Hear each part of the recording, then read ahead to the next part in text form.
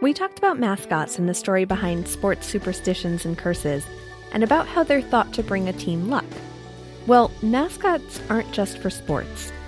The one we'll be talking about today is basically a mascot for the United States, although you probably won't see him performing cartwheels during halftime in the Olympics or something. This particular mascot went from something of a personification of the country in political cartoons to being the representation of the U.S. government, and although we won't talk about it in this episode, was the title character of a 1996 slasher movie with the tagline, "I want you dead." I'm your host, Emily Prokop, and this is the story behind Uncle Sam. But first, a quick message. Hi, this is Layla. You're listening to my mom's podcast. If you like the story behind, tell your friends. Have fun.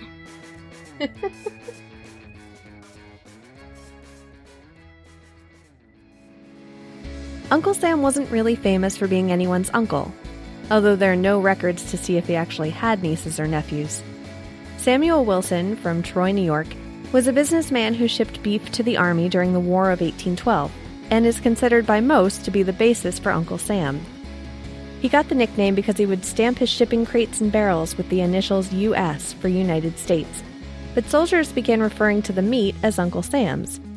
When newspapers picked up on this nickname, it morphed into being a term for the United States government, and in 1961, Congress recognized Wilson as the namesake of the national symbol. Even now, Troy, New York is known as the home of Uncle Sam. Despite new evidence that Uncle Sam predated the War of 1812 and Samuel Wilson's story isn't entirely historically accurate, we do know whoever Uncle Sam was originally based on didn't walk around in a stars and striped themed outfit as he's portrayed. But more on that later. Uncle Sam wasn't the first personification of the United States. Although no one's ever made an actual genealogy chart, another family member served as a symbol before Uncle Sam, and that was Brother Jonathan.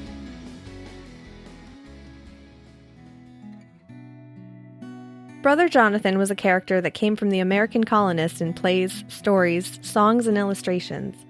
The name Brother Jonathan is said to be used by British loyalists during the Revolutionary War to describe the revolutionists, and it's possible the term was based on Jonathan Trumbull, the governor of Connecticut. When George Washington sought counsel on important matters, he is quoted with saying, "We must consult with Brother Jonathan." Brother Jonathan and Uncle Sam were used interchangeably for a few decades in the 1800s.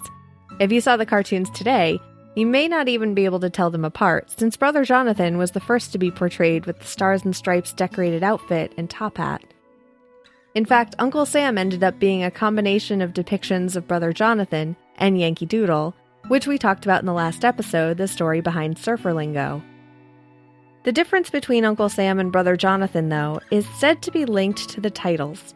Brother denotes revolutionists and Americans working together as one, calling each other brother, but Uncle Sam took on more of an authority role, which is why he's more associated with the U.S. government.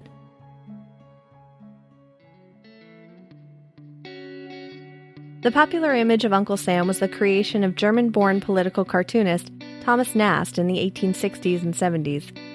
He was the first to draw Uncle Sam with the white beard and dressed in stars and stripes. It's no coincidence Uncle Sam looked a bit like Abraham Lincoln, since Nast was probably used to drawing Honest Abe in his political cartoons focused on slavery in the Civil War. Okay, get ready to reference a bunch of different past episodes of the story behind. Nast was also credited with helping to popularize Santa Claus as he's known today, wearing a red suit with a beard, like we talked about in the story behind Christmas traditions. And he was also famous for drawing many of the political cartoons about William Boss Tweed and the voting corruption at Tammany Hall in New York City, which we talked about in the story behind Secret Ballots. And if that wasn't enough, Nast is the one behind giving the political symbols of a donkey and an elephant for the Democratic and Republican parties, respectively. But it's disputed if he was in fact the first to come up with the concept.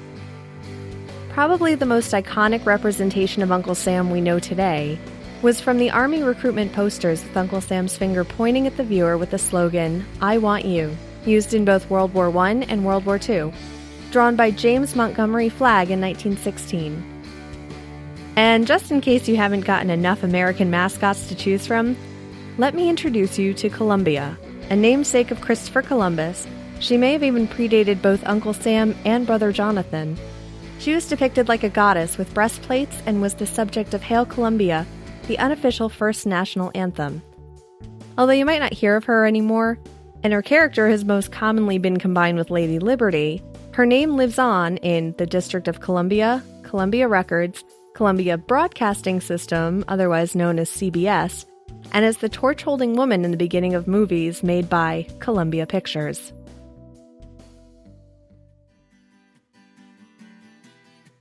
Information for this episode was sourced from History.com, Smithsonian Library, The Atlantic, and more links which can be found in the show notes at thestorybehindpodcast.com. Want to talk more about this episode or past episodes of The Story Behind? Join the Facebook group by clicking on the link in the show notes or by going to bit.ly/TSB Facebook. Thanks for listening.